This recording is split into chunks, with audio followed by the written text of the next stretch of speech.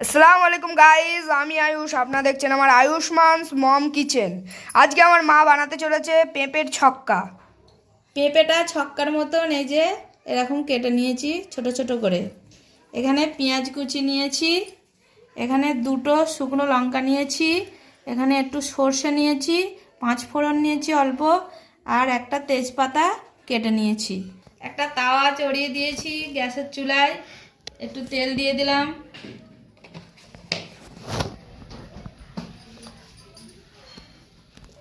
তেলটা গরম হয়ে গিয়েছে, প্রথমে শুকনো লঙ্কাটা ছেড়ে দিলাম,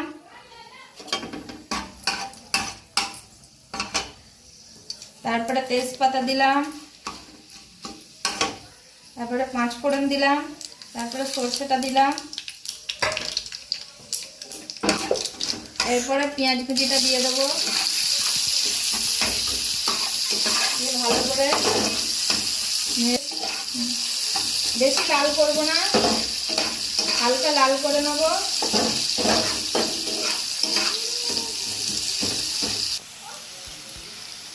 পেঁপের ছোট ছোট করে ছক্কা কাটা পেঁপেগুলো এর মধ্যে দিয়ে দিলাম।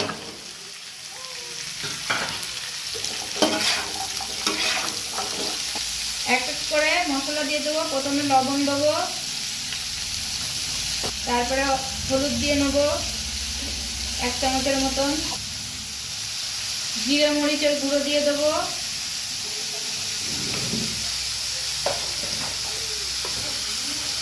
এলাচের গুঁড়ো দিয়ে দেবো অল্প করে।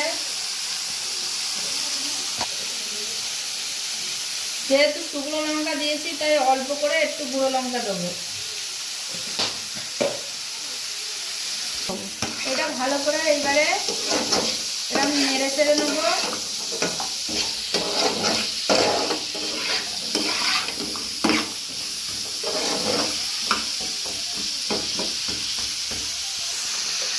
যেহেতু পেঁপেতে পানি লাগবে না, আমি এই ঢাকনা দিয়ে দিয়ে অল্প অল্প করে সেদ্ধ করে নেব। পেঁপের ছক্কাটা আমার প্রায় হয়ে গিয়েছে, আমি অল্প করে একটু চিনি দিয়ে নেব।